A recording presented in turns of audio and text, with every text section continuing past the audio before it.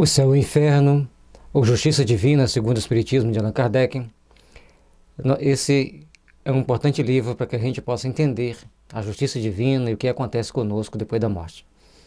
Aquilo que todos nós buscamos, sempre todos nós temos medo, todos nós procuramos fugir da morte, mas é a única coisa certa na nossa vida. E como nós vamos estar no mundo espiritual, o que nós vamos deparar lá no mundo espiritual. Agora, tem pessoas que respondem assim: existe o mundo espiritual? Se existir. Se não existir, morreu, acabou tudo. E se existir? Mas existe uma lógica que faz a gente entender, raciocinar, que existe esse mundo espiritual. Que existe essa continuidade.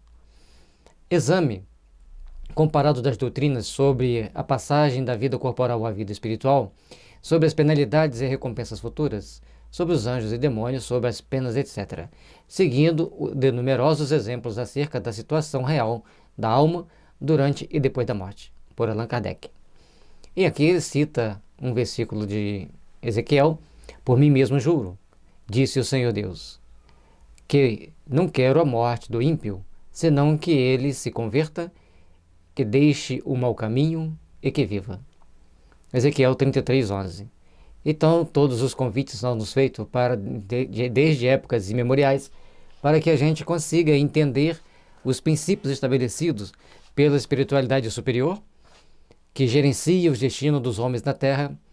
E segundo o nosso entendimento espírita, Deus controla todas as galáxias, Jesus controla o planeta Terra, e os espíritos superiores gerenciam a vida de grupos de pessoas aqui na Terra.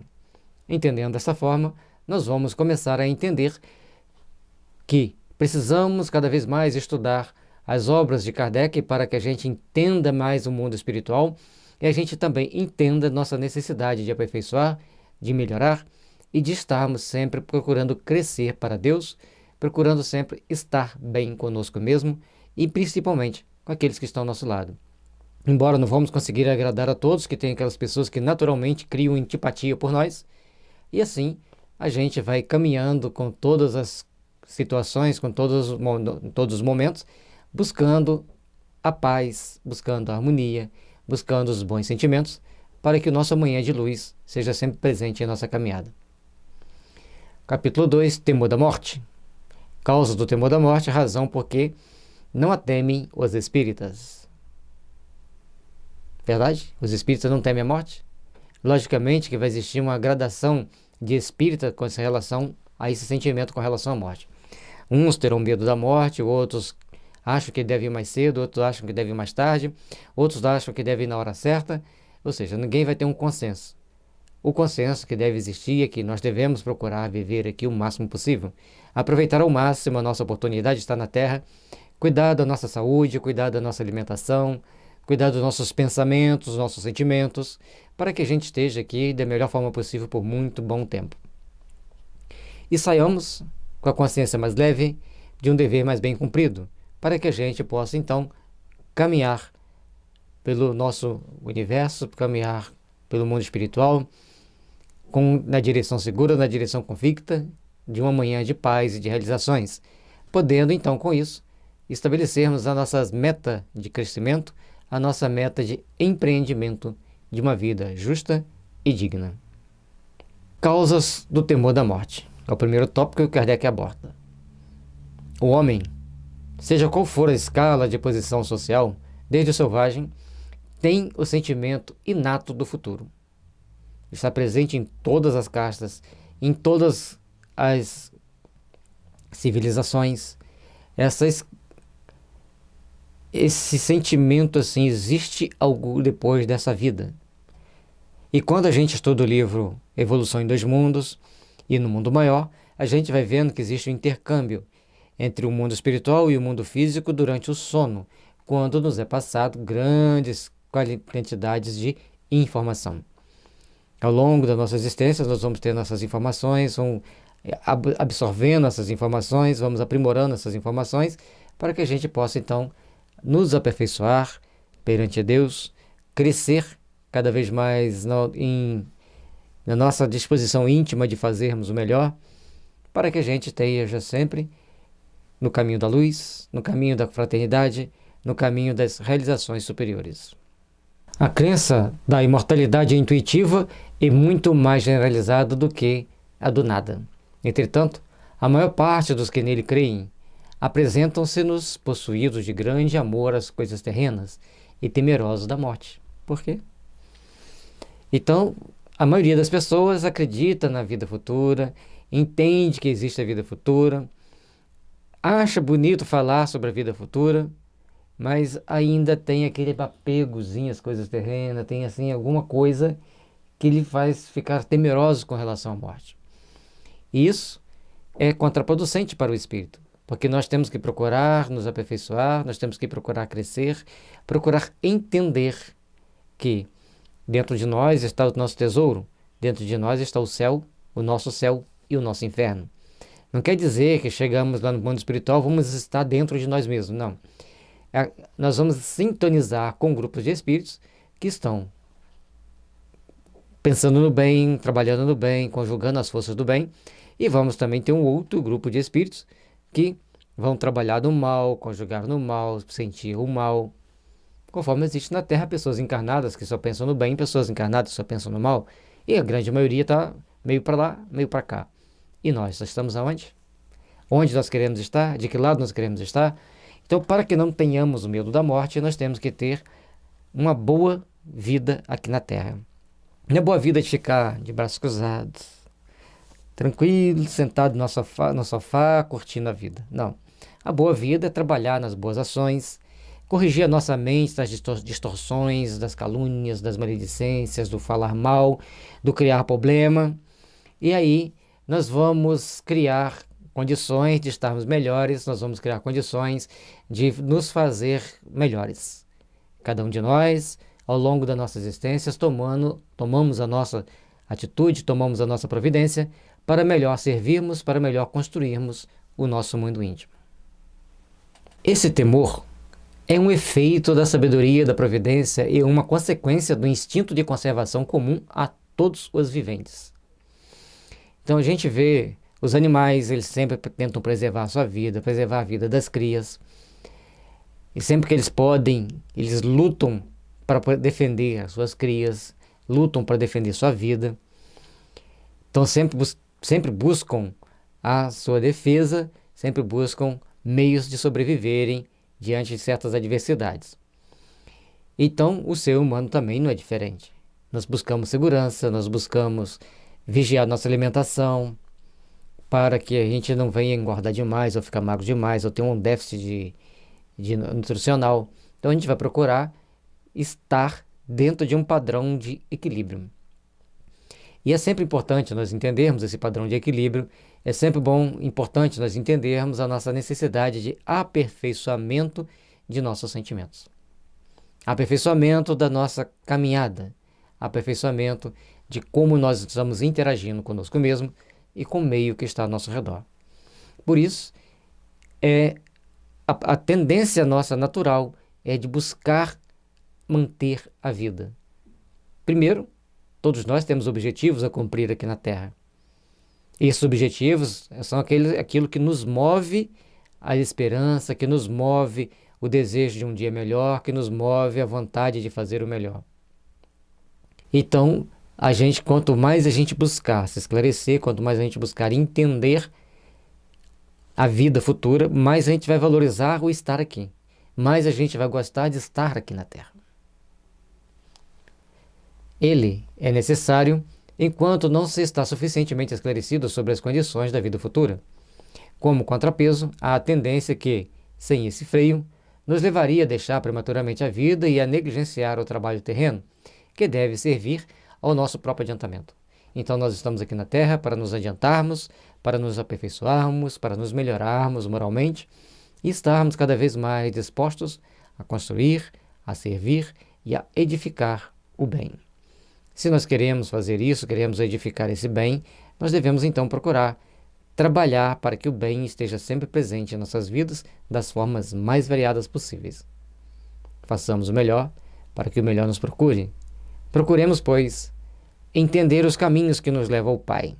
Procuremos, pois, entender os caminhos que nos conduzem a Deus. E, principalmente, entender por que é tão importante viver bem aqui na Terra, edificando bem, trabalhando pelo bem, procurando fazer que as coisas úteis aconteçam no caminho e na jornada de todos nós. Faz parte do nosso processo de aprendizado, faz parte do nosso processo de caminhada. Estar bem, procurar construir um mundo melhor para todos nós. Assim é que, nos povos primitivos, o futuro é uma vaga intuição, mais tarde tornada simples esperança, e finalmente uma certeza apenas atenuada por secreto apego à vida corporal. Kardec tem aquela sutileza de nos chamar a atenção, né? Muito bonito, muito interessante a forma que ele coloca. Aquele tchan que nós temos e fala assim... A gente não fala por que nós estamos apegados à vida, né, material, à vida corporal, à vida daqui da Terra. Mas nós temos aquele desejozinho secreto de ficar aqui um pouco mais, de achar ainda que não está na hora, menos estando. Mas vai chegar o dia e o momento que não vai ter jeito de prorrogar mais.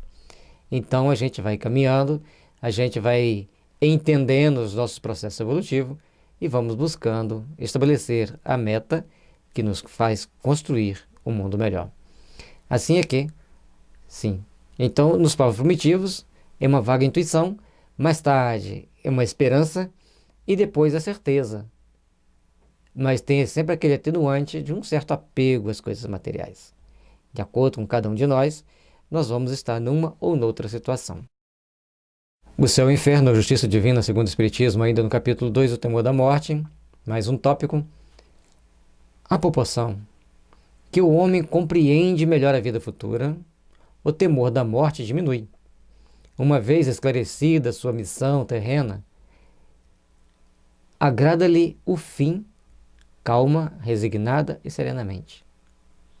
Quanto mais a gente toma consciência da nossa responsabilidade aqui nessa vida, das nossas necessidades de estarmos trabalhando aqui nessa vida, da nossa condição íntima de procurarmos estar bem aqui nessa vida, por aí a gente vai vendo como que a gente vai caminhar, como que a gente vai construir, como que a gente vai edificar um mundo melhor.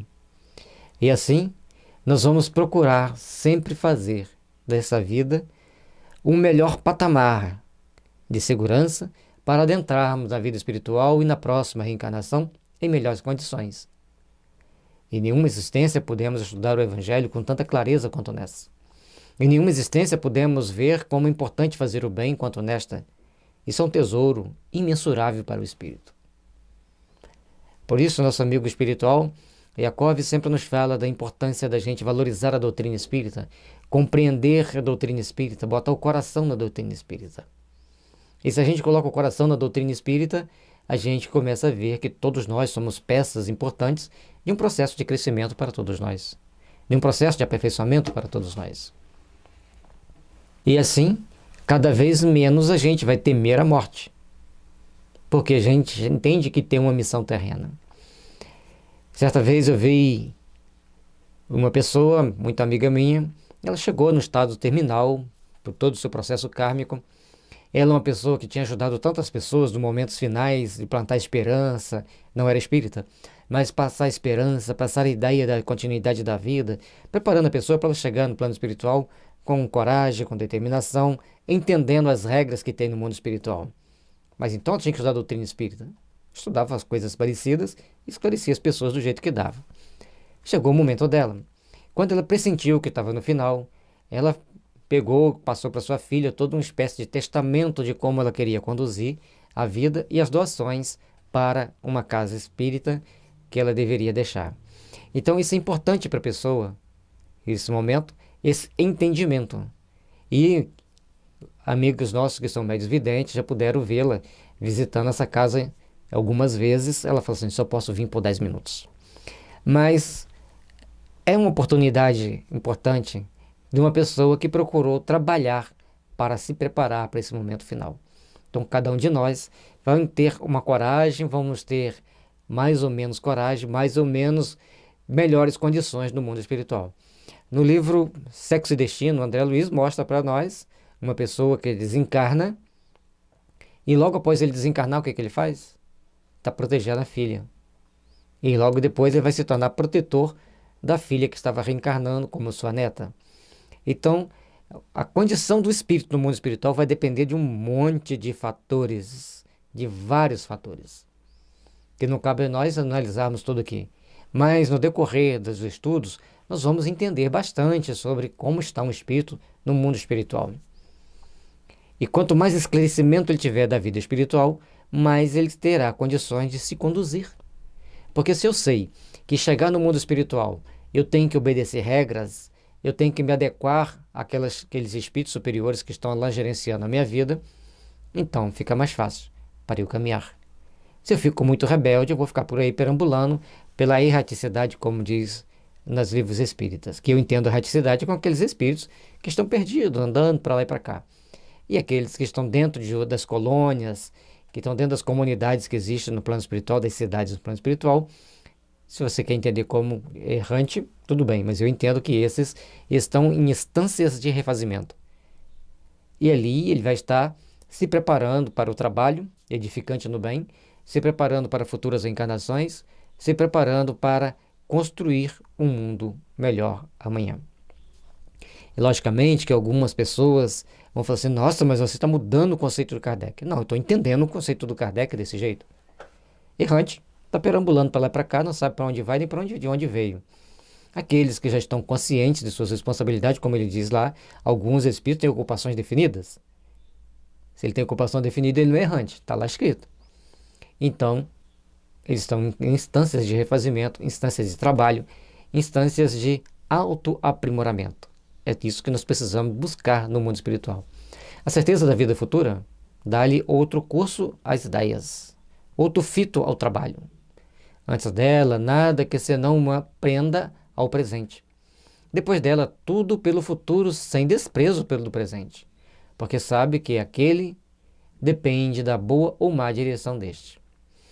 Então, gente, é importante que nós entendamos isso, que para a gente conquistar um bom futuro, para a gente conquistar uma boa condição no futuro, nós temos que ter uma boa condição de vida aqui no presente.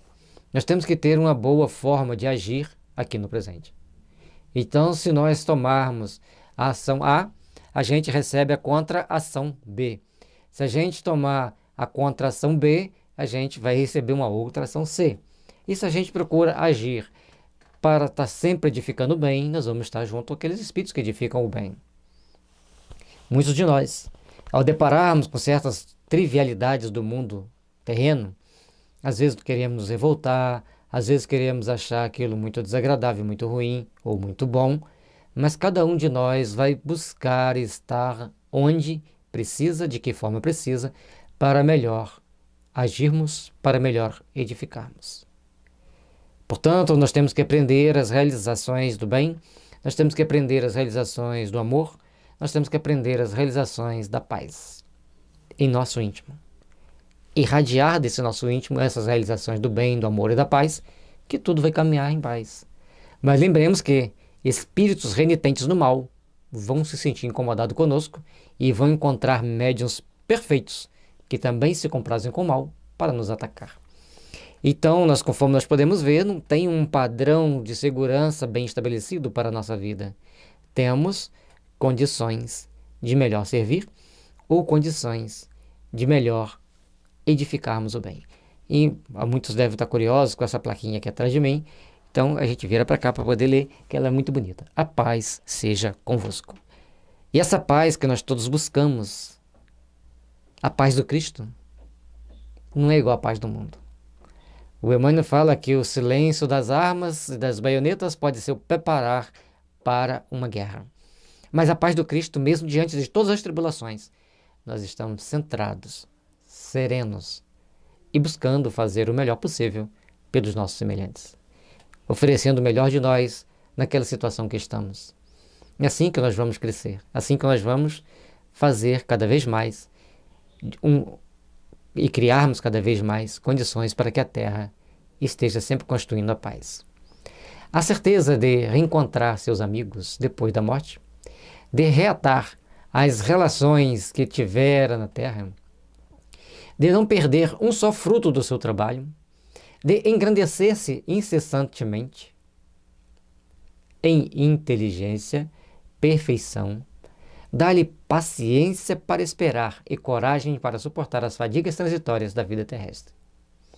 Então todos nós, ao longo dessa caminhada, estaremos sempre edificando, estaremos sempre construindo um sentimento de amor, um sentimento de paz, um sentimento de fraternidade. Todos nós, ao longo da nossa existência, estaremos sempre buscando realizar, com o coração aberto ao bem, as melhores coisas possíveis. É por isso que nós devemos então procurar estar de olhos bem abertos, estarmos bem convictos de que temos uma manhã de luz pela frente. Sempre vamos ter uma manhã de luz pela frente, mas depende de um outro fator. Que façamos o melhor possível nessa existência para construirmos o melhor amanhã. Essa é a esperança que a espiritualidade tem em nós. Conforme está no livro dos Médiuns, a missão dos espíritos junto aos homens é ajudá-los a melhorar moralmente. Então, não adianta querermos ganhar determinados prêmios, ficarmos muito famosos, ficarmos muito ricos com a ajuda dos espíritos. Porque nossa função é melhorar moralmente. Mas lembremos de Jesus: buscai primeiramente o reino dos céus e tudo mais vos será acrescentado. Portanto, muitas das nossas ações no bem vão criar em nós a fortaleza íntima para a edificação da luz em nossa caminhada. Então, gente, só vocês veem que é um jogo de força. É um caminhar que nós vamos construindo passo a passo com as nossas atitudes. A solidariedade entre os vivos e mortos faz-lhes compreender a que deve existir na Terra, onde a fraternidade e a caridade têm desde então um fim e uma razão de ser, no presente como no futuro. Todos nós estamos envolvidos nesta trama. Todos nós estamos aqui para acender a luz do amor, a luz da caridade, a luz da fraternidade. E as bênçãos do Senhor sempre nos convidará, sempre nos intuirá, sempre nos dará as oportunidades de fazermos o melhor, de construirmos um mundo cada vez mais fortalecidos nas forças do bem, cada vez mais edificado para as bênçãos do amor. E somente assim que nós estaremos construindo uma manhã de luz. A solidariedade entre vivos e mortos é uma forma de nós impulsionarmos o progresso, primeiramente ético e moral nosso, e depois o desenvolvimento tecnológico e também econômico. Ah, mas tem desenvolvimento econômico sem nenhuma moral? Tem desenvolvimento tecnológico sem nenhuma moral? Estou falando nós, que já temos o compromisso com Jesus. Primeiro, nós temos que fortalecermos-nos no bem. Primeiro, nós temos que fortalecermos-nos nas edificações das boas obras. Depois, a gente vai saber que vai buscar e naturalmente vai acontecer muitas outras coisas. Aí se diz assim: então eu tenho que ficar parado tentando me edificar para depois eu procurar me aprimorar, procurar emprego, procurar trabalhar. Não, não é isso.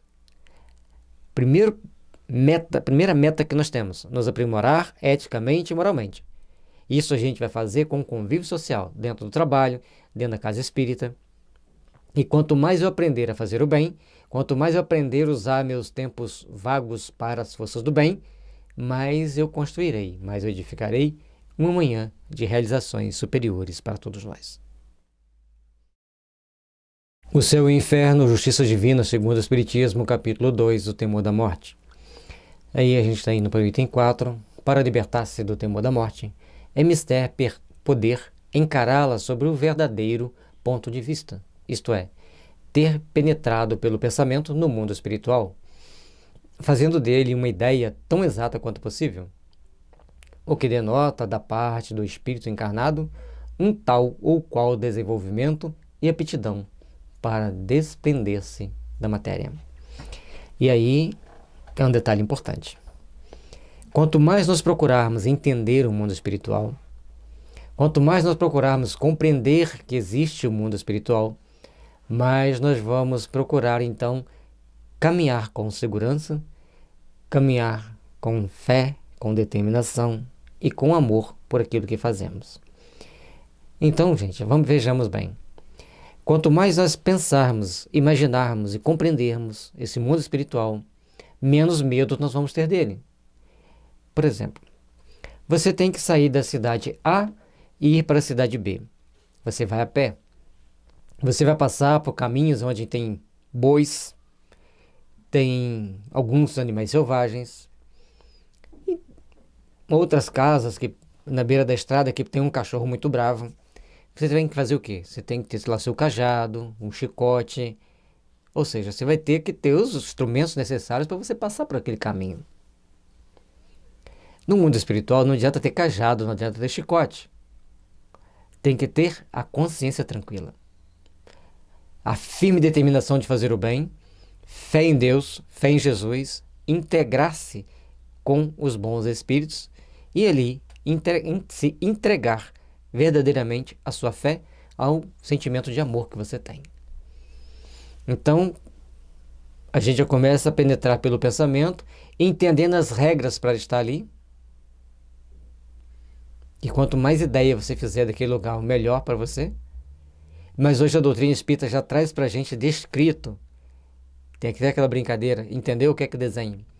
Né? Além de estar escrito, fizeram filme. Se você não tem tempo de ler, você assiste um filme sobre aquele assunto. E com isso você vai estar adquirindo condições de se aperfeiçoar mais, de se melhorar um pouco mais. E aí a gente vai tendo um tal ou qual desenvolvimento e aptidão para desprender-se da matéria. Quanto mais a gente procura vivenciar esse mundo espiritual, mais a gente se desprende da matéria. E aí a gente vai lembrar do livro Obreiros da Vida Eterna, onde tem que acompanhar 5 desencarnes, cada um com as suas características mais diferentes um do outro. Um já estava no limiar da partida, mas a família é muito apegada a ele. A outra não podia ir porque ia comprometer a gravidez de uma filha. A outra estava tão pronta que poderia se desligar do corpo. E o outro também estava tão pronto que não precisou de muita coisa para ele se desligar. Ele se despede da família, das normas, das determinações, do como deveriam agir, dá aquelas orientações básicas e parte para o mundo espiritual com relativa segurança. O outro era muito bom, mas estava passando por uma provação muito difícil e acabam tomando uma série de ações com ele naqueles momentos finais que prejudicam a desencarnação dele. Então é importante a gente entender todos esses meandros que nós temos para que tenhamos toda a tranquilidade possível para agirmos com segurança, para agirmos da melhor forma possível diante do fenômeno morte. Entendendo, se a pessoa está moribunda, que a gente passe para ele o máximo de segurança, o máximo de esperança. No espírito atrasado, a vida material prevalece sobre a espiritual. Apegando-se às aparências, o homem não distingue a vida além do corpo, esteja embora na alma a vida real, aniquilado aquele tudo se lhe afigura perdido, desesperador. Bom, lá na frente vai vir as explicações disso aqui. Mas a gente tem visto pessoas que eram muito pobres, trabalhavam braçal, no serviço rural de forma bem rude, bem braçal. Ao desencarnarem, começam rapidamente a trabalhar no mundo, nas ações do mundo espiritual e com bom desenvolvimento psíquico. Pessoas que tinham algumas posses, apegadas àquelas posses, elas demoram muito mais tempo para adentrarem no caminho do refazimento, no caminho do trabalho, no caminho edificante. Aí você vai me perguntar, Gelson, então é errado ter posse? Não. O problema não é errado ter posse. O problema é como nós agimos diante da nossa posse. Como nós interagimos com as coisas das quais nós temos posse. Isso que vai fazer a diferença, isso que vai fazer com que a gente faça para as devidas reflexões de como devemos nos portar ao longo da nossa existência. Então, quanto mais apegado às coisas materiais, mais atrasado é o espírito. Quanto mais o espírito tenta se apegar às coisas da matéria, mais atrasado é o espírito. Se, ao contrário, concentrarmos o pensamento não no corpo, mas na alma, fonte da vida, ser real e a tudo sobrevivente, lastimaremos menos a perda do corpo, antes fonte de misérias e dores. Para isso, porém, necessita o espírito de uma força só adquirível na madureza. Aí é que um detalhe importante. Não concentre seu pensamento no corpo. Concentre na sua alma. Concentre na sua essência. Porque ela é a fonte da vida. Ela é o ser real que tudo sobrevive. Aí teremos menos a lastimar a perda do corpo. Menos a lastimar das coisas que estamos deixando na terra, porque são tudo fonte de misérias e de dores. Por isso, é necessário que o espírito tenha força. E ele só adquire essa força de fé, de confiança no futuro, à medida que ele vai se amadurecendo, que ele vai se preparando.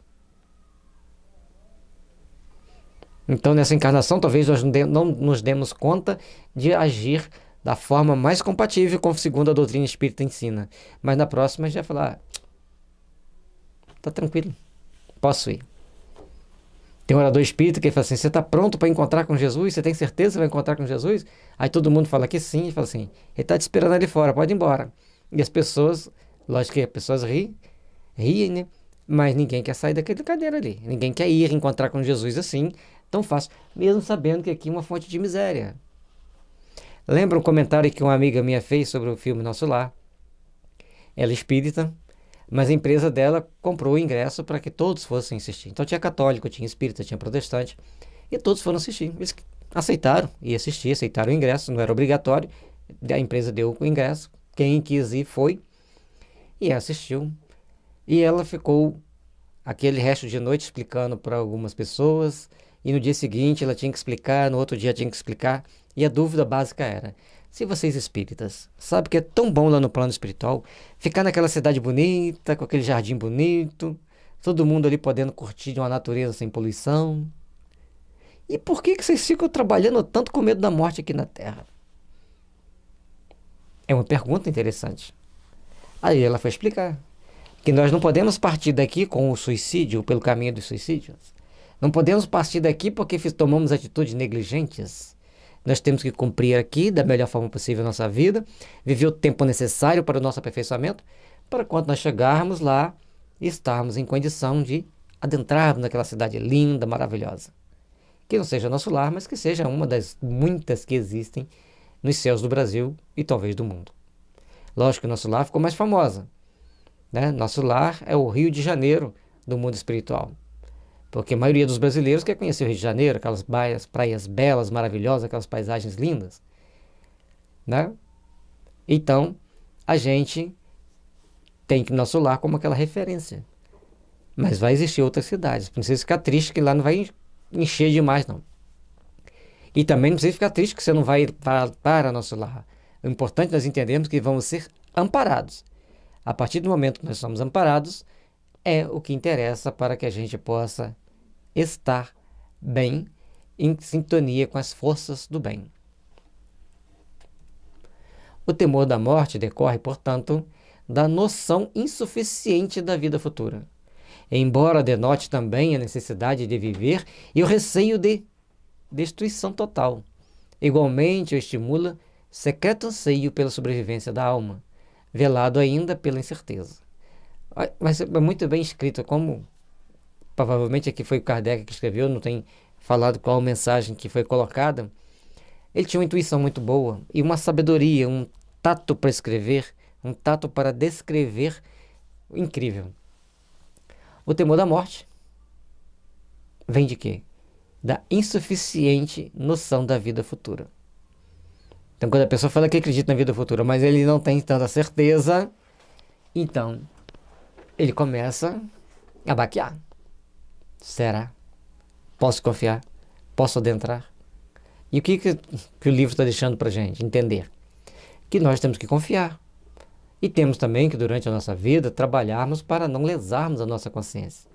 Para não criarmos condições de culpa, de ressentimento, de mágoa, para que a gente possa crescer. Igualmente, o estímulo secreto anseio pela sobrevivência da alma, velado ainda por uma incerteza. A maioria das pessoas tem aquela quase certeza que a vida continua, mas essa pequena incerteza faz ele recuar, ter medo de morrer e muitas das vezes a tomar ações aqui na Terra sem a devida reflexão das consequências dessas ações no mundo espiritual. E aí é que nós precisamos, então, aprender a fazer as devidas reflexões. É aí que, então, que nós devemos aprender a tomar as atitudes mais vigilantes. Esse temor decresce à proporção que a certeza aumenta e desaparece quando esta é completa. Então, o temor da morte ele vai decrescendo à medida que a gente vai tendo mais certeza de que existe a vida espiritual. À medida que a gente vai tendo mais confiança nos amigos espirituais. À medida que a gente vai entendendo cada vez mais as razões de ser do mundo espiritual.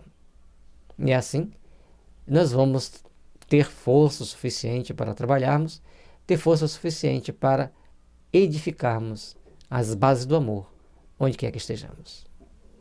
Eis aí o lado providencial da questão. Ao homem, não o suficiente esclarecido, cuja razão mal pudesse suportar a perspectiva muito positiva e sedutora de um futuro melhor, prudente seria não o deslumbrar com tal ideia, desde que por ela pudesse negligenciar o presente, necessário ao seu adiantamento material, intelectual e também moral e ético. Completando a frase ali.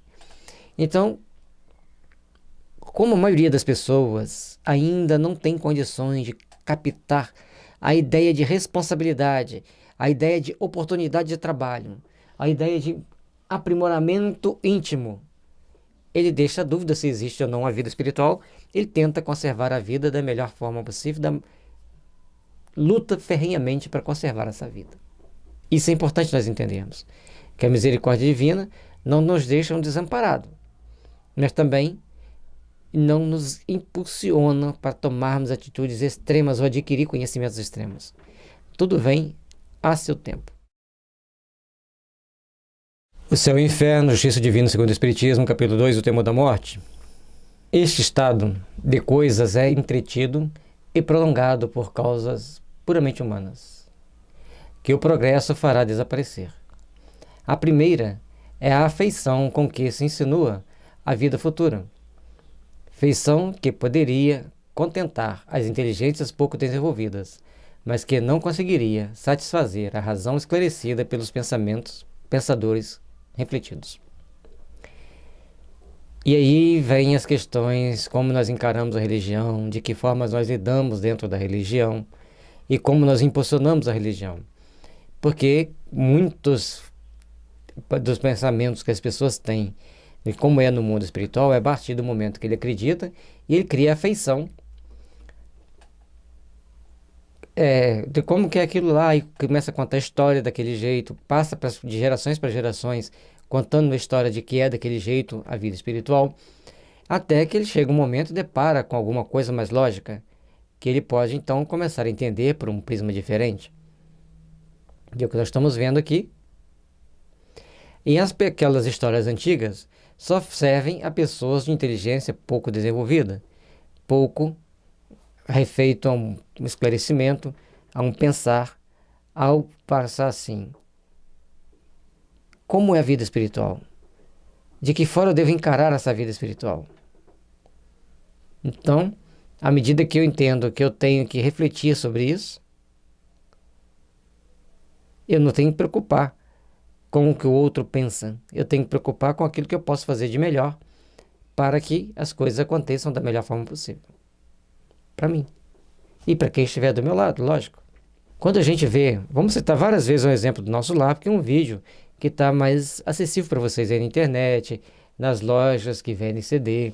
Então tem uma série de opções para que você possa entender o livro, o vídeo e o livro. E para que a gente também possa entender aquilo que nós nos propomos a fazer aqui. Então vejamos. À medida que a gente vai parando para pensar, a ficar lá contemplando Deus, olhando para Deus, tocando a harpa, que é o céu. Outros chegam e falam, o inferno é um local que você fica na panela quente pulando. Aí, que utilidade tem a pessoa ficar pulando numa panela quente? E que utilidade tem a pessoa ficar olhando para Deus tocando harpa?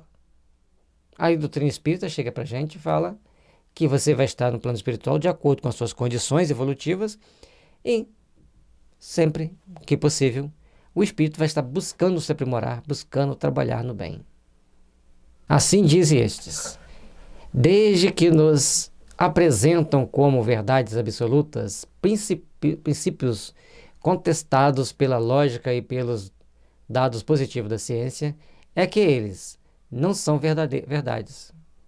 Daí a incredulidade de uns e a crença dúbia de um grande número.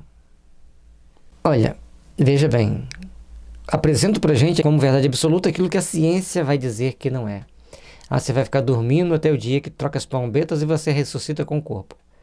Só que tem cemitério que está no fundo do mar, porque pelos movimentos tectônicos aquele território fundou. Tem cemitério que foram construídas represas hidrelétricas e esses cemitérios ficaram então debaixo d'água.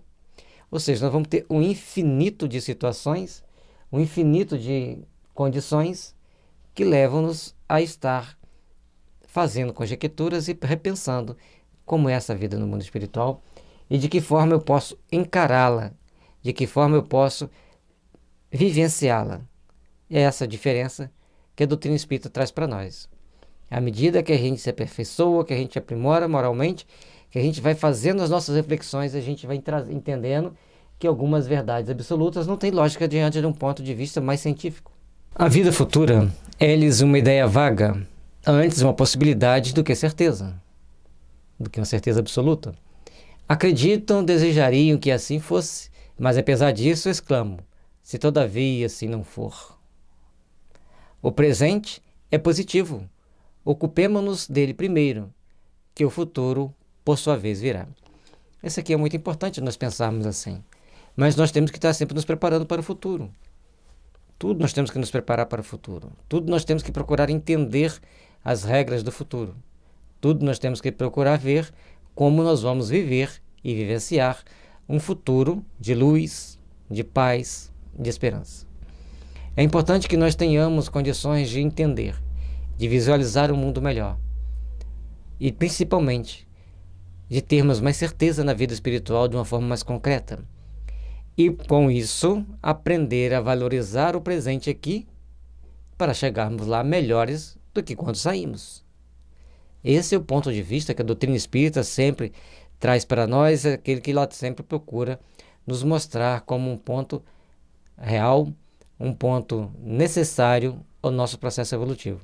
Entender os mecanismos e agir da forma mais coerente com esses mecanismos. Que acreditar na vida futura, acreditar na reencarnação, acreditar na vida espiritual, mas continuar agindo igual a maioria age, sem nenhum compromisso com o bem-estar do outro, sem nenhum compromisso com o esclarecimento do sentimento do outro, para que todos possam ter uma vida mais estável, nós não estamos sendo cristãos, nós não estamos sendo pessoas de bem, e logicamente que isso vai fazer com que a gente depare com a vida no plano espiritual com a consciência atormentada pelos erros, pela dúvida. E depois acrescentam definitivamente que é a alma. Um ponto, um átomo, uma faísca, uma chama, como se sente, vê ou percebe, é que a alma não lhes parece uma realidade efetiva, mas uma abstração. Essa é uma dúvida que a gente sempre tinha. Eu lembro quando eu estava lendo a série do André Luiz, André Luiz, numa determinada parte, quando André vê uma pessoa que foi um desafeto do pai dele no passado, e ele olha para aquele homem e fala assim: meu Deus, meu pai prejudicou muito ele. Eu quero ir lá, dar um abraço nele, pedir desculpa pelo meu pai. E aí ele fica meio reticente e ele pergunta para o orientador dele no momento, eu não sei se não me lembro se é o Lísia, quem estava com ele, ou se era a enfermeira brava que tinha lá, que fugiu o nome dela agora no momento.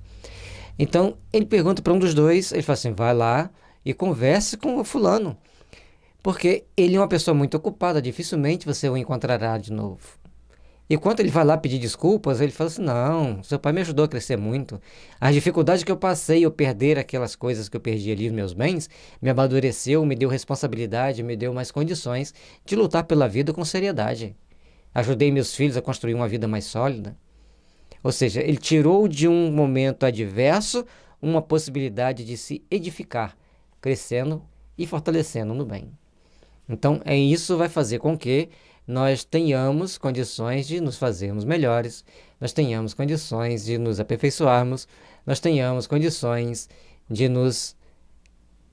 procurarmos nos entender mais para o amanhã resplandecente de luz, de paz e de fraternidade.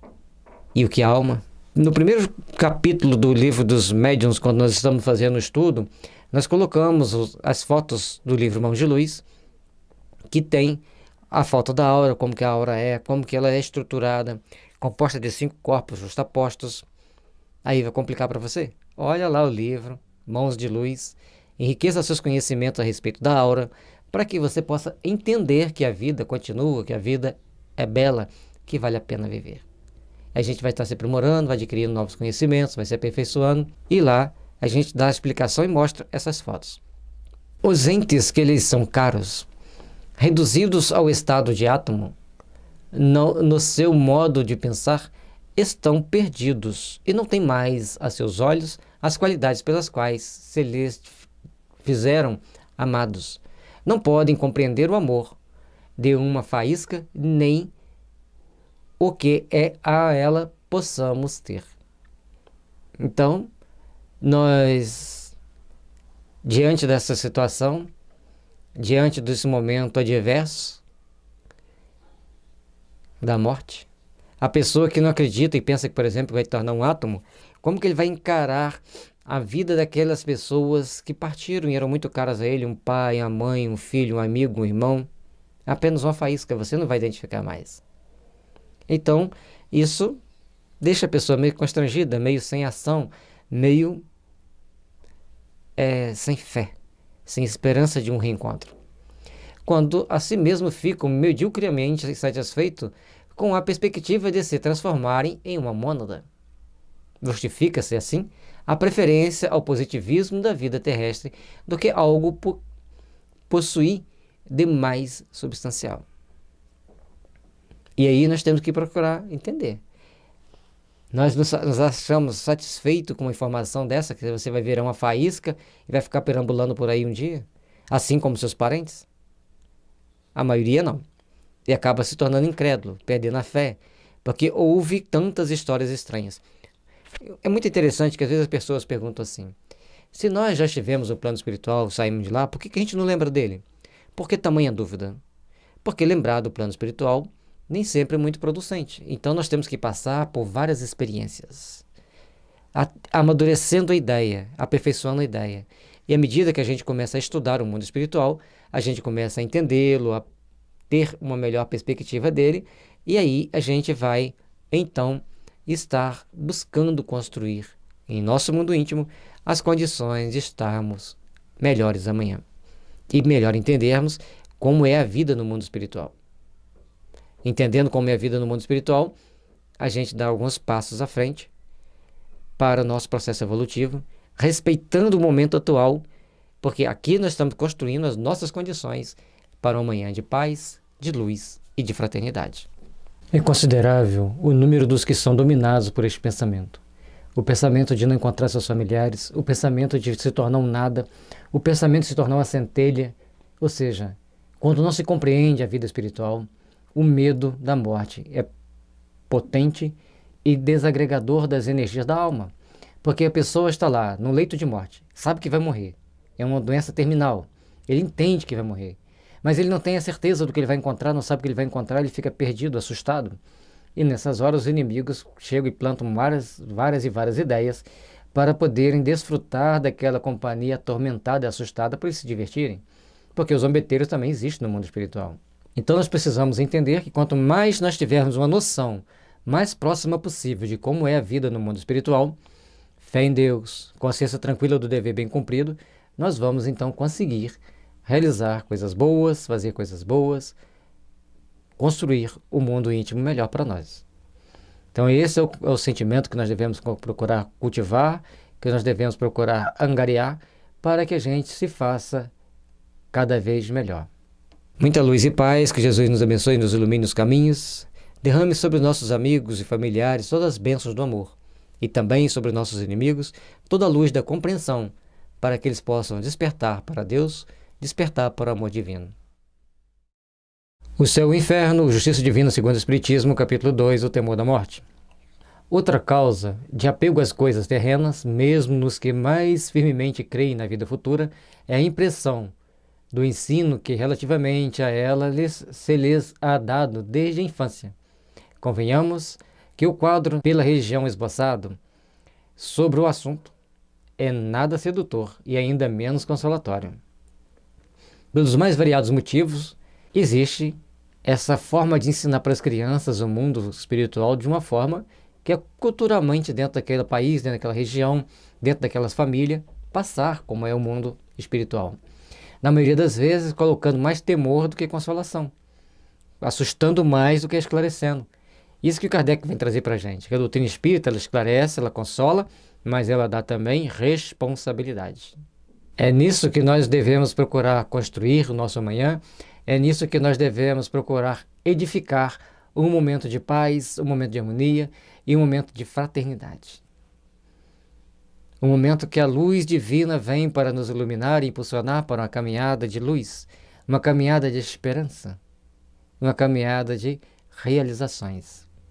Isso que ele traz para a gente. Mas realizações no mundo espiritual? Lógico. Como vai estar a sua próxima reencarnação se você não fizer nada no mundo espiritual? Como você vai estar no mundo espiritual se você não vai procurar desenvolver as suas boas qualidades da alma aqui? Então tudo é um jogo de forças que nós temos que saber mediar o suficiente, e para podermos fazer isso nós temos que estudar as obras do André Luiz. Estudar as obras de Kardec. Primeiro a gente estuda Kardec, sedimenta as bases da doutrina. Depois a gente estuda André Luiz, sedimenta as forças que nos gerenciam a vida, e passamos a entender um pouco da vida espiritual, da nossa responsabilidade como espírito imortal. De um lado, contorções de condenados a espiarem em torturas e chamas eternas os erros de uma vida efêmera e passageira. Os séculos sucedem-se, os séculos, e não há para tais desgraçados sequer o lenitivo de uma esperança, e, o que mais atroz é, não lhes aproveita o arrependimento.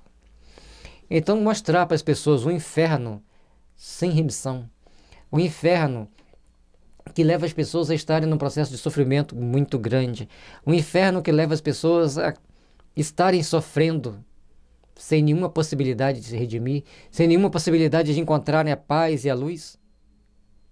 Isso não consola, nem esclarece, apenas cria um tormento paralelo que muitas das vezes o espírito vai chegar no plano espiritual, vai vivenciar certos sofrimentos que ele não vivenciaria se ele tivesse sido bem esclarecido. Então, esclarecer é fundamental. A doutrina espírita, ela tem todo um manancial de informações que nos consola, que nos esclarece. No livro E a Vida Continua, e o filme também E a Vida Continua, também bastante interessante, quando nos mostra espíritos no mundo espiritual, ignorantes da vida espiritual, com outros, logicamente, que tinham informação, e alguém que estava no limbo, nem tinha informação, nem deixava de ter, mas também não queriam acreditar nas informações que tinham e queriam criar uma realidade paralela. E eles desenvolvem toda uma técnica de uma ação psicológica para despertá-los para as realidades. Quando eles encontram com um menino que já tinha morrido, ela: Alexandre, você aqui, você também morreu? Quer dizer, o outro estava perdido no umbral, sabia que tinha morrido. E os outros estavam parados numa cidade bacana, numa estância de refazimento, não entendiam que tinha morrido. E a partir dali vem o choque. As necessidades de refazimento, a necessidade de esclarecimento, a necessidade de se impor para ajudar o outro, e no final das contas, né? Todo mundo é atendido segundo as suas possibilidades. E é o que é importante nós entendermos. De outro lado, as almas combalidas e aflitas do purgatório aguardam a intercessão dos vivos que orarão ou farão orar por elas, sem nada fazerem, de esforço próprio para progredirem. Então é outra situação complicada, porque são milhões e milhões de almas que deixam a Terra, entram no mundo espiritual em condições infelizes e sem esperança de fazerem algo por si mesmo para se melhorar. O que a doutrina trouxe para nós? Meu filho, a vida continua, você vai ter que trabalhar. Você vai ter que trabalhar intimamente, você vai ter que trabalhar para edificar o amanhã. É assim que a gente cresce, é assim que a gente aperfeiçoa, é assim que a gente faz o melhor para o nosso amanhã de luz, para o nosso amanhã de realizações. E cada um faz as suas escolhas com as suas ações. Só voltar um pouquinho aqui. Então, se aqui a pessoa está espiando em cima de um caldeirão fervente, pulando lá no sofrimento eterno, nada vai o redimir? Onde está a bondade de Deus? E se uma mãe, ou um filho, ou um pai está naquela condição, os outros familiares não podem lá interceder por ele, não podem ajudá-lo? Então a doutrina espírita, principalmente na série André Luiz, nos mostra a possibilidade de você ir, estar ali, e de ter aqueles espíritos que vão lá para te ajudar, que vão lá para te amparar, para te dar aquele aconchego. Venha, meu filho, vamos procurar o caminho da luz. Mas aí já tem que ter o germezinho do bem instalado para que o espírito possa ver os seus familiares procurando ajudá-lo. Da mesma forma, nas zonas purgatoriais, pregava-se que as pessoas tinham que ficar ali até que alguém orasse por eles. E muitos espíritos ficam assim, esperando que alguém ore por eles. E mais, quando nós vamos fazer as nossas orações por esses espíritos, ou quando nós vamos buscar estarmos procurando nos esclarecer e esclarecer esses nossos companheiros de amanhã, das suas realidades, das suas necessidades, eles viram, nossa, por que eu fiquei lá tanto tempo, se era tão simples assim, para que eu saísse daquela situação de sofrimento? Então todos nós temos que procurar entender a nossa necessidade de aperfeiçoar, a nossa necessidade de melhorar e progredir. Porque aí a gente não vai ficar preso lá naquelas regiões purgatoriais por muito tempo. A gente vai lembrar que tem que fazer oração, fez oração, com fé, com esperança, com respeito. Vêm os espíritos e nos amparam, nos ajudam e nos levam para a instância de refazimento, conforme ficou bem claro, tanto no livro, no filme Nosso Lar, quanto no filme E a Vida Continua. É importante ler o livro e depois assistir o filme. Porque se você assistir o filme para depois ler o livro ele é mais denso, ele é mais condensado, tem mais informações diferentes. Nos vídeos, né, nos filmes, as informações são light, as informações são adaptadas a um público dos mais variados. E acaba sendo um pouco cômico também. Lógico, tem que ter as cenas cômicas, tem que ter a cena de romance, senão a pessoa não assiste o vídeo. E o livro você vai ler para adquirir seu conhecimento, que é importante. Ah, mas eu não gosto de ler. Quando você tem que fazer a prova para um concurso, você não estuda igual um cão, lê até de madrugada? Então, lembre-se, você está preparando para o mundo espiritual. Leia um pouquinho, 1 hora por dia. No final do ano, você já leu 365 horas. Se você no final de semana lê 2 horas, você já terá lido mais de 400 horas. Então, a gente vai pegando gosto pela leitura, vai pegando gosto pela informação, por nos instruir, por nos esclarecer. Estas duas categorias compõem a maioria imensa da população de além-túmulo. Acima delas paira a limitada classe dos eleitos, gozando por toda a eternidade da beatitude contemplativa. Esta inutilidade eterna, preferível sem dúvida ou nada, não deixa de ser uma fastidiosa monotonia. Aqui já vem aqueles que ficam numa situação que acham que vão ficar contemplando Deus. Não se preocupa com nada, fica ali em oração, tocando harpa, contemplando Deus, fazendo nada. Me desculpem, mas aqui é um pouquinho de preguiça, né? As pessoas mais preguiçosas, eles vão falar, vou ficar aqui nessa nulidade. Só, ó Deus, eu te amo, eu gosto muito de você. E não é assim. Não tem lógica de ser assim. Nós temos que oferecer do nosso trabalho. No mundo espiritual extremamente organizado, trabalho, estudo, dedicação, para que a gente se aperfeiçoe eternamente. É por isso que se vê nas figuras que retratam os bem-aventurados, figuras angélicas, onde mais transparece o tédio que a verdadeira felicidade. Então, quando a pessoa vê, teve uma novela que mostrava pessoas no céu. Aí eles ficavam lá sentados na grama, meditando. Aí vinha, conversava um pouco, sentava na grama, meditava. Poxa, aquilo ali não é céu. Aquilo ali tá mais para um purgatório de pessoas preguiçosas do que um céu verdadeiramente. Mas a gente respeita, lógico, a forma de crer das pessoas. A gente vai tendo, nós já conseguimos acreditar de forma diferente. Anterior da gente acreditar nisso, a gente já questionava, mas como que é o mundo espiritual? Ah, desse jeito eu acredito que seja não, mas como que será? Tem algum livro que possa me esclarecer? Pelo menos eu procurava saber assim.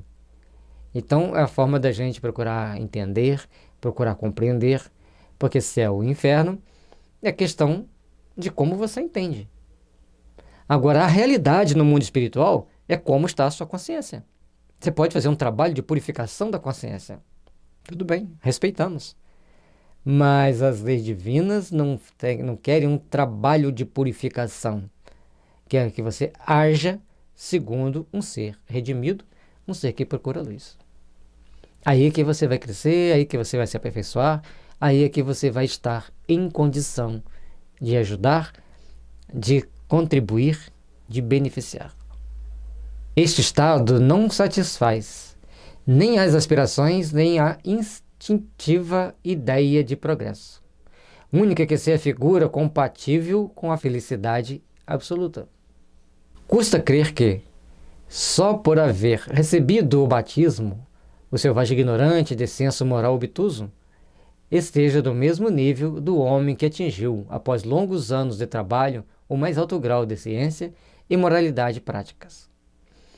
Então, gente, aqui são duas condições importantes da gente entender. Ele está falando de um selvagem que não tem entendimento só porque ele foi batizado, só porque você deu algumas palavras sacramentais para ele, ele estará em condições de seguir o caminho dele de luz sem nenhum empecilho para as suas realizações espirituais do amanhã? Ou cada um de nós tem a necessidade de passar por aprendizados, cada um de nós tem a necessidade de fazer reflexões. Então hoje nós entendemos que lá reencarnado como um selvagem pode ter um espírito que foi um grande cientista, mas ele desprezou as leis da natureza, desprezou a natureza, reencarna lá como selvagem. E aí, ou como seres primitivos lá no meio da selva, então ele vai aprender a amar a selva, amar a natureza. E aí, ao desencarnar, ele teve desenvolvimento moral, desenvolvimento sentimental, aperfeiçoou-se naquilo que era necessário. Logicamente que na época de Kardec, o número de pessoas detentoras da ciência humana eram poucas. A população era muito pequena. A população da Terra em geral. Hoje nós somos quase 8 bilhões de habitantes. Então as coisas são mais complexas. As necessidades evolutivas, as necessidades reencarnatórias, as possibilidades, as oportunidades são diferentes. E aí nós podemos ampliar os conceitos. Ah, mas um homem de ciência reencarnar entre um selvagem? Quantos homens de ciência são muito mais selvagens do que um selvagem? Quantos? Usa a ciência para matar? Usa a ciência para deturpar? Para desafiar consciências ou para desvirtuar consciências? Então, ser um homem de ciência, estar um homem de ciência, são princípios que estabelecem para nós oportunidades de fazermos as nossas devidas reflexões. E ao procurarmos fazer as nossas reflexões, nós temos que procurar entender o que estamos fazendo para construirmos uma manhã de luz, uma manhã de paz, uma manhã de fraternidade. Portanto, nós vamos estar no plano espiritual. Não importa se sejamos um selvagem ou se sejamos um grande trabalhador da ciência. Vai importar como está a nossa consciência, como está o nosso grau de espiritualização e de esclarecimento da vida espiritual. Mas principalmente quanto ao desenvolvimento da nossa moralidade. Se formos promíscuos, irresponsáveis, sátiros, debochados, estaremos em condições difíceis. Mas se procuramos levar uma vida um pouco mais austera, um pouco mais realizadora do bem, nós vamos estar construindo um mundo melhor. Menos concebível ainda é que a criança, falecida em tenra idade, antes de ter consciência de seus atos, goze dos mesmos privilégios somente por força de uma cerimônia na qual a sua vontade não teve parte alguma. Estes raciocínios não deixam de preocupar os mais fervorosos crentes, por pouco que meditem. Então não importe quando, à medida do momento que você para meditar, para refletir. Espera aí. Se uma criança nasceu assim que morreu, ao fazer o batismo, ela já morreu. Já nasceu morta. Por que ela vai estar no purgatório? Ela viveu 2 horas e morreu. Então, nas 2 horas fez o batismo. Não estamos criticando o batismo. Quem quiser batizar, batiza. Quem acha que é importante batizar, faça o batismo. Nós respeitamos muito a ideia de cada um. Nós só estamos fazendo as reflexões. Só porque batizou, vai sair do inferno e vai ficar no purgatório? Esse foi aquele espírito muito mau. Ele passou por aquela reencarnação expiatória de chegar à vida e desencarnar de novo, para ele quebrar um pouco a sua energia, para passar por uma outra reencarnação, por outra reencarnação, até que ele consiga chegar à vida adulta. Então as possibilidades são muitas. E a doutrina espírita não fecha o assunto. Ela abre a possibilidade de refletirmos, de reflexionarmos. Como estamos nos conduzindo, como estamos agindo para desfrutarmos de um mundo melhor amanhã. E assim, respeitando o ponto de vista de cada um, mas fazendo as nossas devidas reflexões. O que é estar no mundo espiritual? Quais regras que regem o mundo espiritual? De que forma nós vamos adentrar ao mundo espiritual? E o que nós vamos encontrar lá? Com quem nós vamos estar junto, mantendo o mesmo patamar de consciência que eu tenho hoje? Tudo isso leva-nos a procurar entender e a procurar estabelecer metas para as realizações do amor e da paz. O céu e o inferno, ou justiça divina segundo o Espiritismo, capítulo 2, o temor da morte. Não dependendo a felicidade futura do trabalho progressivo na Terra, a facilidade com que se acredita adquirir essa felicidade, por meio de algumas práticas exteriores e a possibilidade até de comprar a dinheiro sem regeneração de caráter e costumes, dão aos prazeres do mundo o melhor valor. E aí, meus irmãos, nós temos que fazer severas reflexões.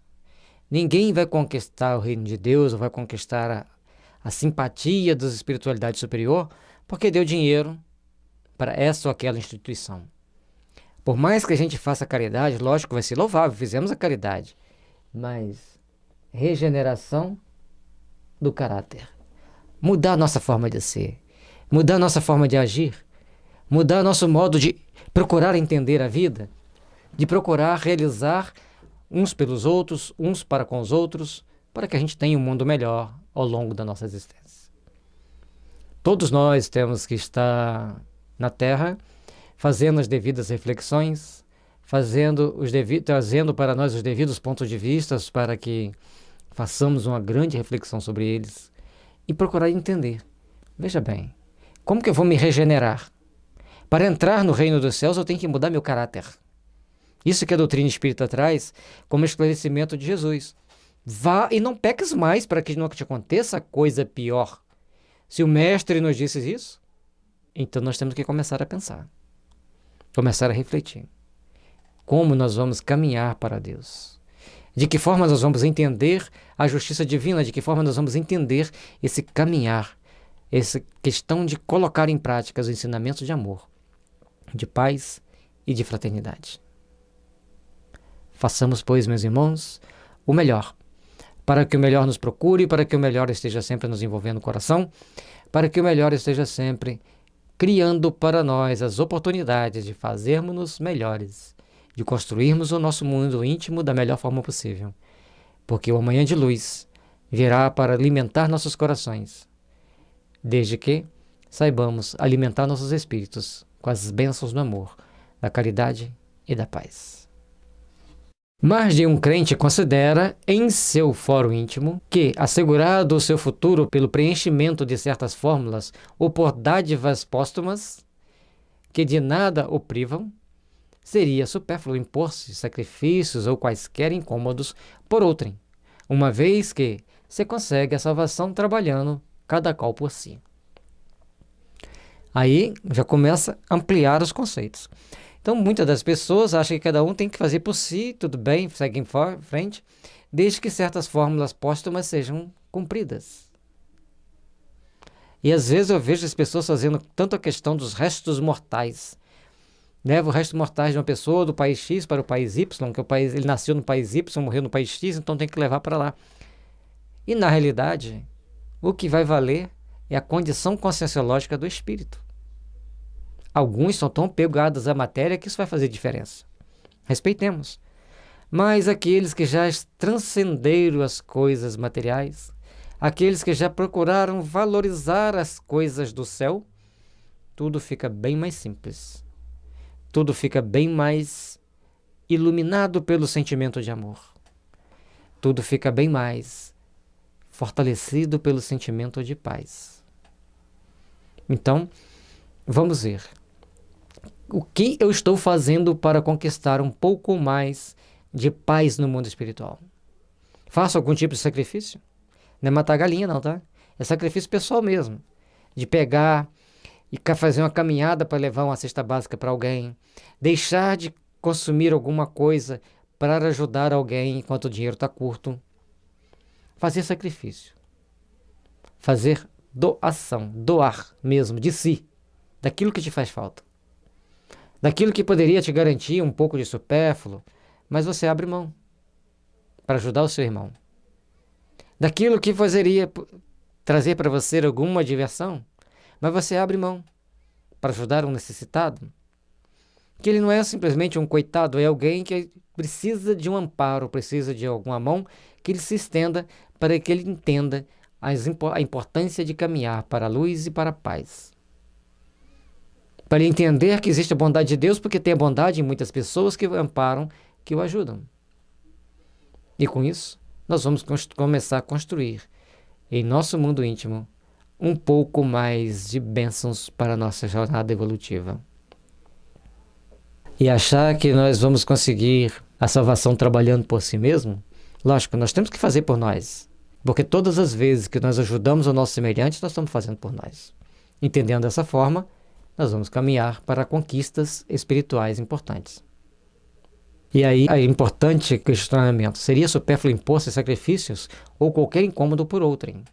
Então, aquelas pessoas que acham que não podem fazer nada pelo próximo, nem dar uma cesta básica, nem dar 1 quilo de arroz, 1 quilo de macarrão, um pão que seja um copo d'água, se isso não vai fazer diferença, que cada um tem que fazer a sua parte, esse pensamento egoísta tem que ser banido da mente humana. Porque todos nós temos que procurar fazer bem a nossa parte. Temos que procurar fazer bem aquilo que a justiça divina nos oferece com base no amor e na caridade legítimas. E somente assim estaremos desfrutando e conquistando um mundo melhor. Seguramente, nem todos pensam assim, graças a Deus, havendo mesmo muitas e honrosas exceções. Mas não se poderia contestar que assim pensa a maior número, sobretudo das massas pouco esclarecidas, e que a ideia que fazem das condições de felicidade no outro mundo não entretenha o apego aos bens terrestres, acoroçoando o egoísmo. Então as pessoas pouco esclarecidas, que pouco param para pensar na vida depois da morte, porque tem gente que tem pavor só de pensar que vai morrer um dia, que dirá mais pensar em programar a morte. Como será minha próxima vida? Como eu me adentrarei no mundo espiritual? Eu estou preparado para reencarnar na China, onde a maioria, teoricamente, pelas informações que nós temos, não tem uma religião? Estamos preparados para reencarnar na Rússia, onde tem várias correntes religiosas e poucas pessoas são espíritas? Nós lá seríamos espíritas se reencarnassem ou na Rússia ou na China? E se a gente reencarnar na África, no Chad, Botsuana, República Centro-Africana, saberemos lidar com as adversidades ali? A vida que hoje é um curso. Entender como é a vida nesses países, nesses continentes, é importante para que a gente, ao reencarnar lá, saibamos trabalhar pelo nosso aprimoramento, pelo desenvolvimento da nossa consciência. Por isso, é que Kardec pede que a gente reflita, que a gente estude, mas reflita. O que ele está escrevendo ali tem lógica? Está dentro de um padrão racional? Quando ele diz, assim pensa a maior número. Mas existem honrosas exceções de achar que deve fazer o bem, pessoas que acham que tem que trabalhar pela caridade, pessoas que já entendem que tem que auxiliar. Então, honrosas exceções, que graças a Deus essas exceções vão crescendo. Hoje tem gente que não gosta de ver nem bater no animal. Antes juntava-se grupos de meninos para matar um gato, matar um cachorro. A paulada, a pedrada, simplesmente para se divertir. Hoje a lei já diz, não pode fazer. E educa-se as crianças para não fazerem. Então são processos educativos de aperfeiçoamento, de aprimoramento ético e moral de toda uma coletividade. E é assim que nós vamos crescer, é assim que a gente vai se aperfeiçoar, é assim que a gente vai se aproximar de Deus. O céu e o inferno, justiça divina segundo o Espiritismo, capítulo 2, temor da morte. Acrescentemos ainda a circunstância de tudo nas usanças concorrer para lamentar a perda da vida terrestre e temer a passagem da terra ao céu. A morte é rodeada de cerimônias lúgubres, mais próprias a infundirem terror do que a provocarem a esperança. Se descrevem a morte é sempre com aspecto repelente e nunca como sono de transição. Cada cultura vê a morte de uma forma. Os indianos, de acordo com a idade que a pessoa morre, se ele morreu antes dos 55, ele não cumpriu o karma. Se morreu depois de 55, aí eles podem comemorar porque ele cumpriu o karma, eles vão lá, fazem até festa. Então, lógico, na Índia tem infinitas religiões, infinitas regiões e culturas. Alguns lugares têm isso. Há tempo estava conversando com uma amiga que na terra dela, no interior da Bahia, quando morre alguém é sinônimo de festa, porque no velório vai ter churrasco, vai ter cachaça, vai ter uma série de aperitivos, então todo mundo faz festa para aquele momento lá, e até as pessoas que perderam alguém da família já encaram aquilo de uma forma mais natural, porque tem que fazer uma festa para os amigos. Então são coisas assim bem culturais, mas na grande maioria é aquela parte lúgubre, que a morte é um fim, um sofrimento. Não se sabe o que vai encontrar do outro lado. Ainda bem que é assim para não fazerem tantas asneiras, porque se não fosse sendo cheio de medo, ainda tomam atitudes inconsequentes, imagine se não tivessem medo. Então é importante que a gente entenda que cada região, cada cultura tem uma mania de cultuar a morte, tem uma forma de se depararem com a situação da morte. E na grande maioria, infunde mais medo do que certeza, do que conforto, do que esperança. Todos os seus emblemas lembram a destruição do corpo, mostrando-o hediondo e descarnado. Ou seja, a morte vai mostrando a destruição do corpo, vai mostrando ele cada vez mais terrível, cada vez mais em situações deploráveis, até chegar só aquela caveirinha. Então, o símbolo da morte normalmente não são muito agradáveis ao olhar, nem muito bom de se pensar sobre eles. Respeitemos cada um com seu ponto de vista, cada um com a sua forma de encarar esse momento da morte. Nenhum simboliza a alma desembaraçando-se radiosa dos grilhões terrestres. Hoje até que já tem algumas pessoas que mostram assim, a alma pairando sobre o corpo, aí já chega ali procurando se aprumar, já tem fotos da alma sendo acolhida. Então já começamos a pensar, já estamos melhorando nisso ali. Mesmo às vezes as pessoas não sendo espírita, mas elas entendem que tem algo mais, que aquele algo mais é amparado, socorrido. Mostra que a humanidade está crescendo, mas nós vamos crescendo de uma forma exponencial. E as nossas necessidades às vezes são geométricas. Então, mas temos que ter paciência para que todos cresçam no momento certo de estarem entendendo a vida e suas particularidades. A partida para este mundo mais feliz só se faz acompanhar do lamento dos sobreviventes, como se imensa desgraça atingira os que partem. Dizem-lhes eternos adeuses, como se jamais devessem revê-los. Na realidade, quem fica é que está na situação pior. E as pessoas lamentam o outro que partiu, que saiu da prisão. A vida na Terra é uma prisão. Mas, logicamente, que essa prisão é necessária para a nossa depuração, para o nosso aperfeiçoamento, para o nosso momento de reflexão sobre aquilo que a vida traz para nós. Então, vamos procurar viver bem aqui na Terra, vamos procurar cultivar bem os nossos sentimentos aqui na Terra, para que possamos chegar ao mundo espiritual mais felizes, mais conscientes das nossas necessidades, mais conscientes das nossas possibilidades. E procurarmos entender na hora da morte. É triste, é desagradável, porque a gente sabe que vai ter uma separação, que o corpo não vai estar ali, a gente não vai poder ver a pessoa que a gente quer, a gente não pode pegar o telefone e ligar para a pessoa: oi, tudo bem? Pelo menos por enquanto, né? Como você está aí?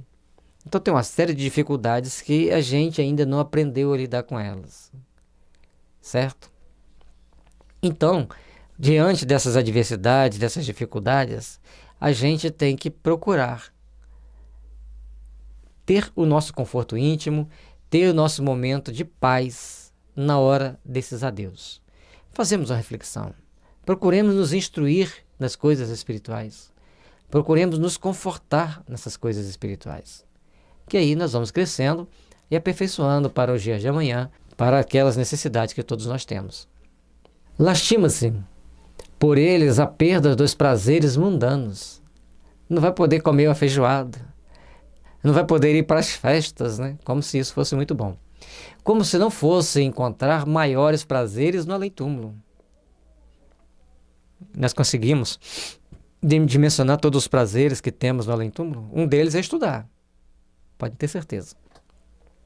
Um deles é entender como nós podemos nos livrarmos das nossas mazelas, das nossas manias, aperfeiçoando-nos, melhorando-nos para os grandes empreendimentos que a vida oferece para nós. A ideia de um futuro melhor apenas toca de leve o pensamento, porque não tem nele raízes. Tudo concorre, assim, para aspirar o terror da morte, em vez de infundir esperança.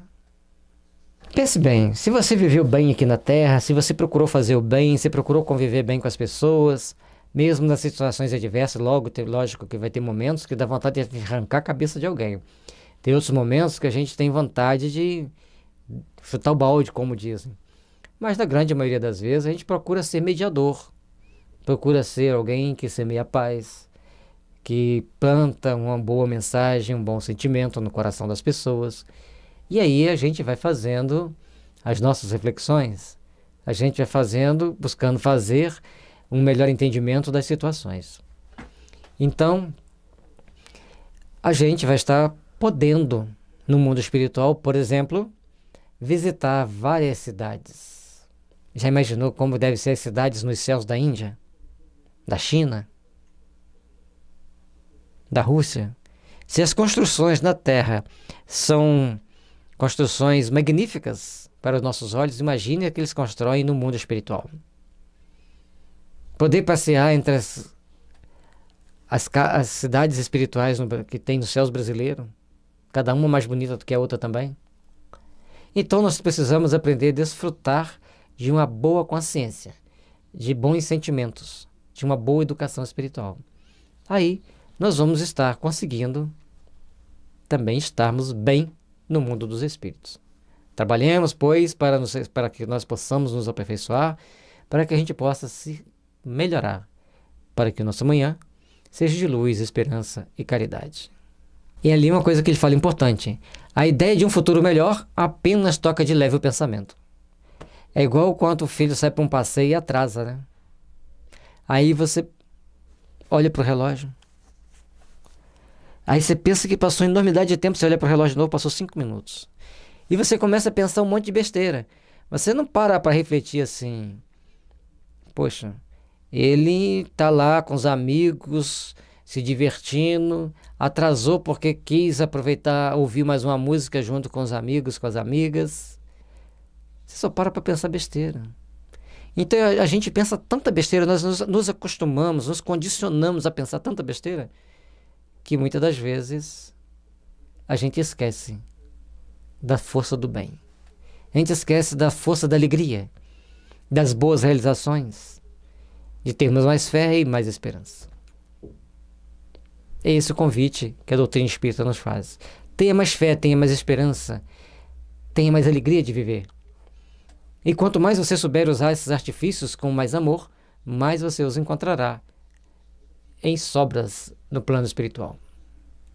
Sem dúvida que muito tempo será preciso para o homem se desfazer desses preconceitos, o que não quer dizer que isso não suceda. À medida que a sua fé se for firmando, a ponto de conceber uma ideia mais sensata da vida espiritual. Então, à medida que a gente vai entendendo, que a gente vai compreendendo, que a gente vai raciocinando sobre a vida espiritual, a gente começa a ver, poxa, tem algo mais. É muito diferente do que eu estou vendo.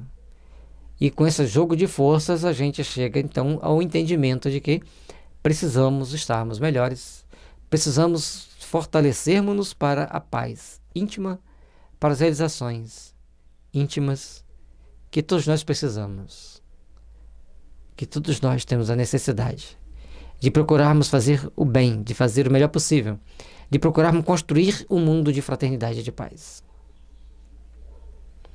Porque somente construindo esse mundo de fraternidade e de paz, nós vamos conseguir vivenciá-lo no mundo espiritual. Isso requer esforços constantes, estudo, reflexão, para que você possa entender, para que você possa despertar para um novo amanhã, para uma nova oportunidade de servir ao Pai. O céu e o inferno, ou justiça divina, segundo o Espiritismo, capítulo 12, temor da morte. Demais, a crença vulgar coloca as almas em regiões apenas acessíveis ao pensamento, onde se tornam de alguma sorte estranha aos vivos.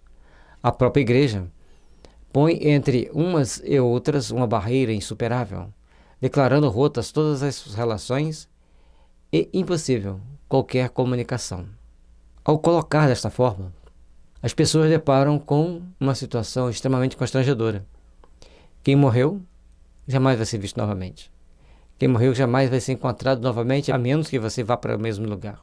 E como já dissemos, se um está na região privilegiada e outro está na região de sofrimento, como que eles vão se autoajudar?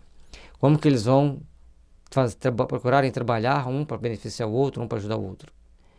Essas ideias, às vezes de início meio enche os olhos de alguém, mas depois vai mostrando que são situações bem complexas que não tem jeito de se deparar.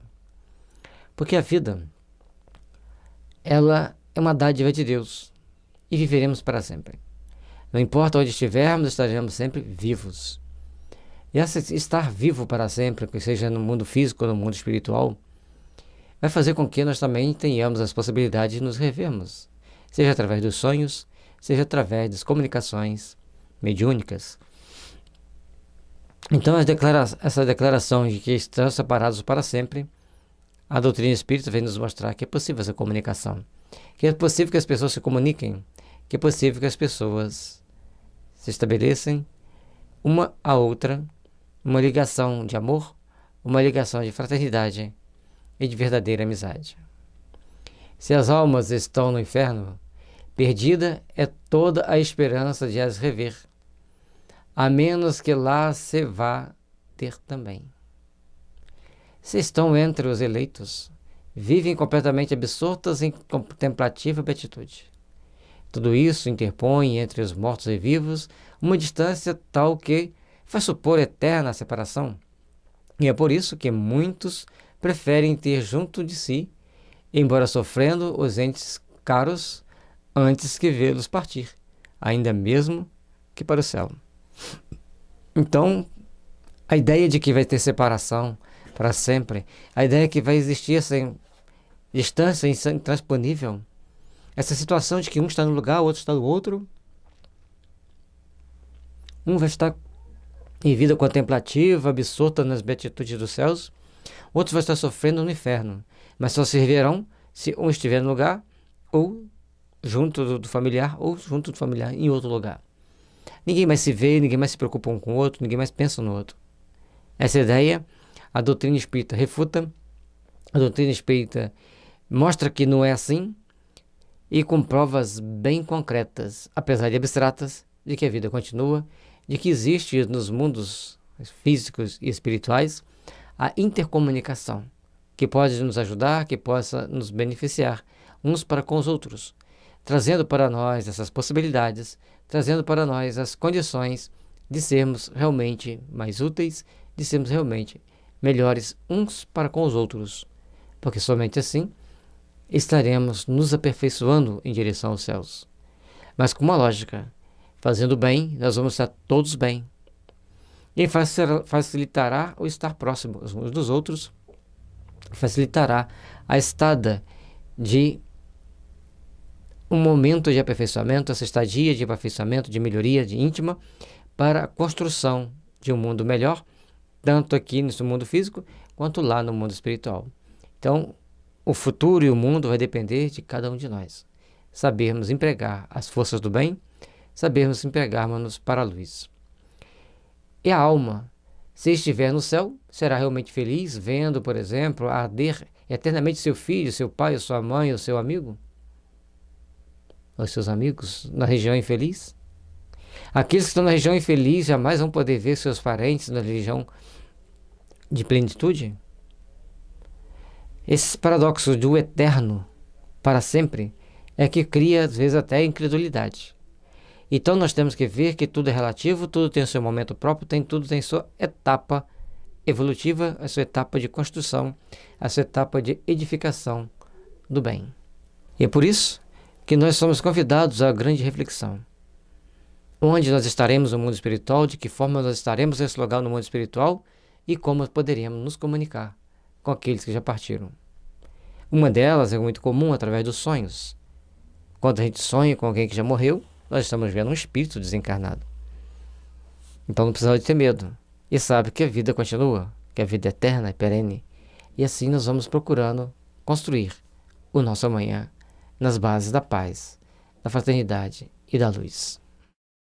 O céu e o inferno, a justiça divina segundo o Espiritismo, capítulo 2, o temor da morte.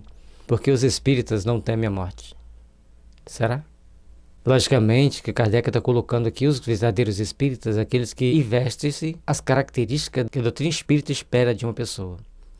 Mas como muitos de nós não queremos estudar, como muitos de nós não queremos agir com total responsabilidade, então nós vamos procurar crescer e melhorar segundo a vontade do Pai que está nos céus.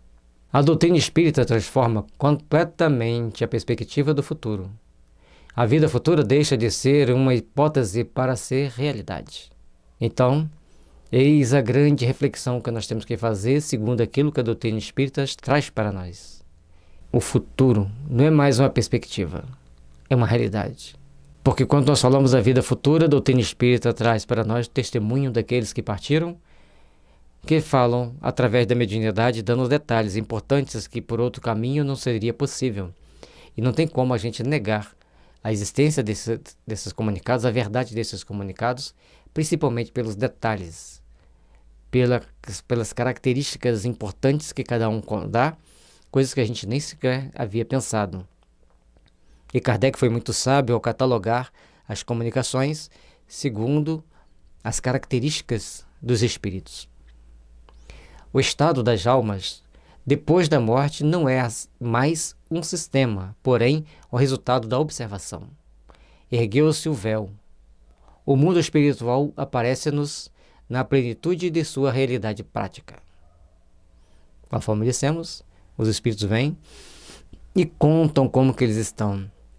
Contam-nos de que forma eles estão vivendo, o que estão sentindo.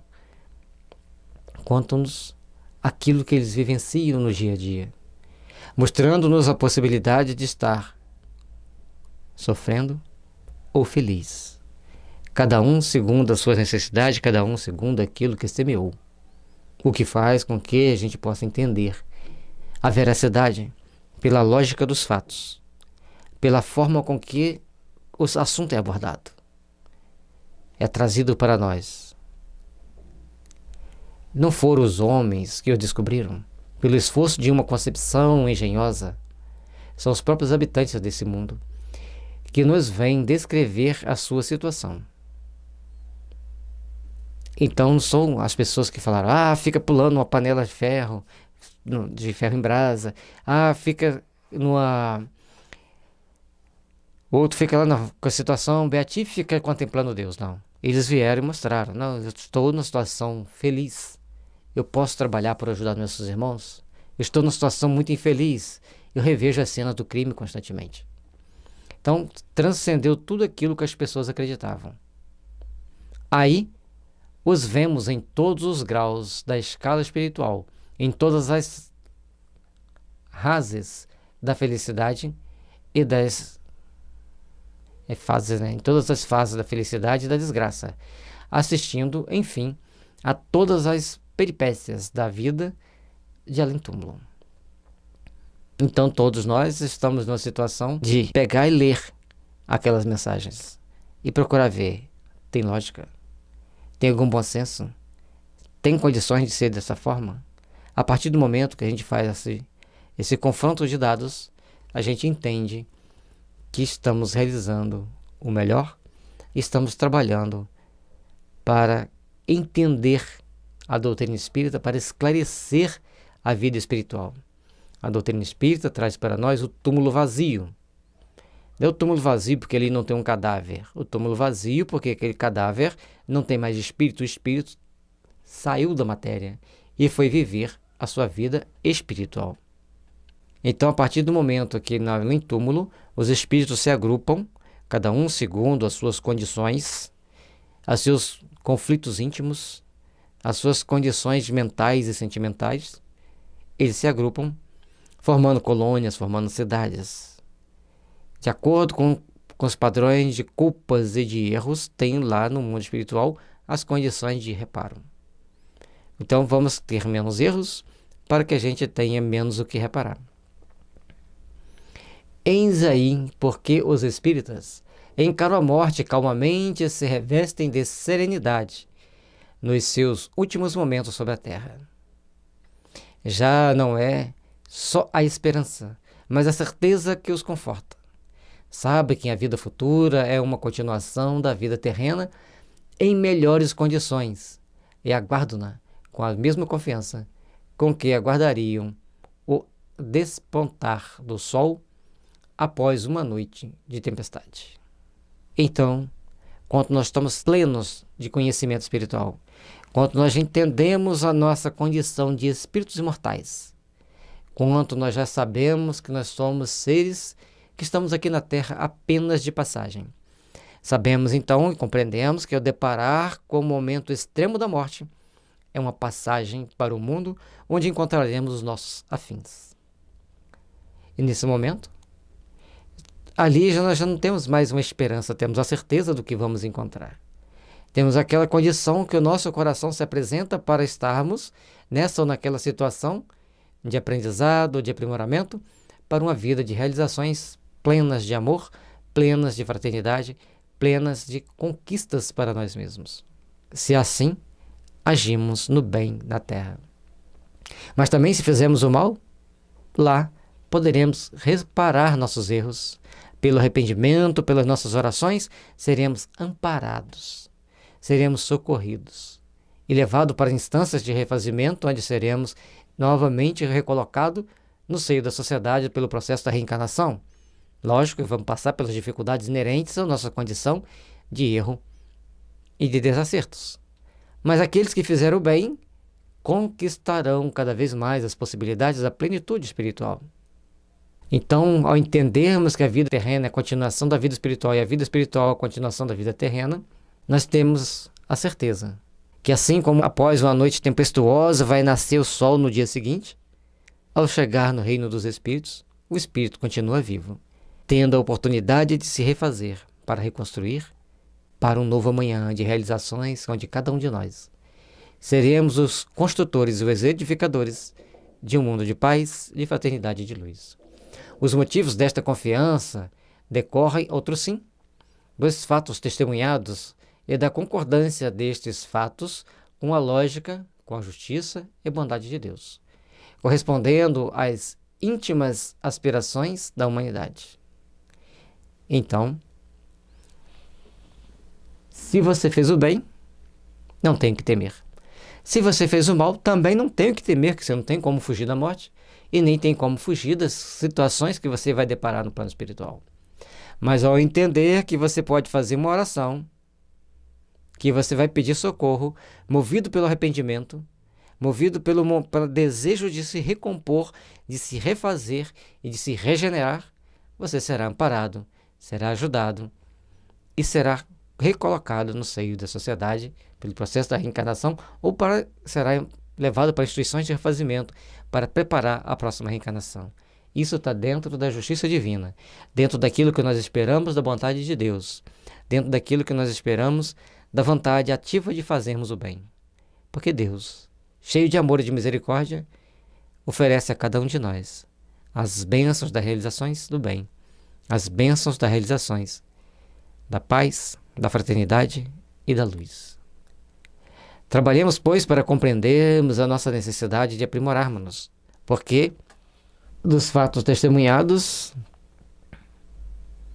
todos mostram que tem uma lógica a justiça de Deus. Então procuremos treinar a fazer o bem, procuremos treinar a nos corrigir, para que o nosso amanhã, de luz e fraternidade e paz, venha nos impulsionar para as grandes realizações de uma manhã de luz, de uma manhã de paz. Para os espíritas, a alma não é uma abstração, ela tem um corpo etéreo que a define ao pensamento, o que muito é para fixar as ideias sobre a sua individualidade, aptidões e percepções. A lembrança dos que não nos são caros repousa sobre alguma coisa de real, porque a alma, na concepção espírita, ela é idêntica ao corpo, apenas é translúcida. Ela, do ponto de vista nosso encarnado, ela é imaterial, portanto pode atravessar uma parede. Mas, do ponto de vista dos espíritos, ela tem uma substancialidade psíquica. É composta, vamos dizer, de matéria psí. Uma matéria transcendente, que nos permite entender e idealizar a alma humana, o espírito humano, conforme dissemos, está no capítulo 1 do Evangelho do Livro dos Médiuns. No primeiro livro da introdução, no primeiro capítulo da introdução, nós explicamos e mostramos as fotos da aura, segundo o livro Mãos de Luz, que nos dá uma ideia bem coerente do que é a alma, do que é o espírito. Não se nos apresentam mais como chamas fugitivas que nada falam ao pensamento, porém sob uma forma concreta que antes nos mostra como seres viventes. Além disso, em vez de perdido nas profundezas do espaço, estão ao redor de nós o mundo corporal e o mundo espiritual. Identificam-se em perpétuas relações, assistindo-se mutuamente.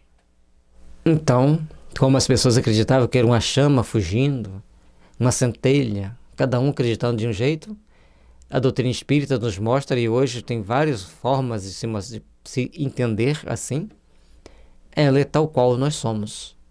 A alma humana, o meu espírito. Se alguém, um vidente, me ver fora do corpo, vai ver, esse é o Gelson. Porque um corpo com as características minhas, com as aparências que eu tenho. Então, se no momento que eu desencarnar, os videntes poderão me ver tal qual eu sou. Talvez, provavelmente sem óculos, mas não muito diferente. A menos que eu queira me modificar a aparência por algum motivo, para me fixar em alguma personalidade minha do passado. Mas sempre somos bem parecidos. Portanto, muitos videntes conseguem identificar quem foi quem no passado pelas características que eles apresentam de muita semelhança com a última encarnação que é a pessoa.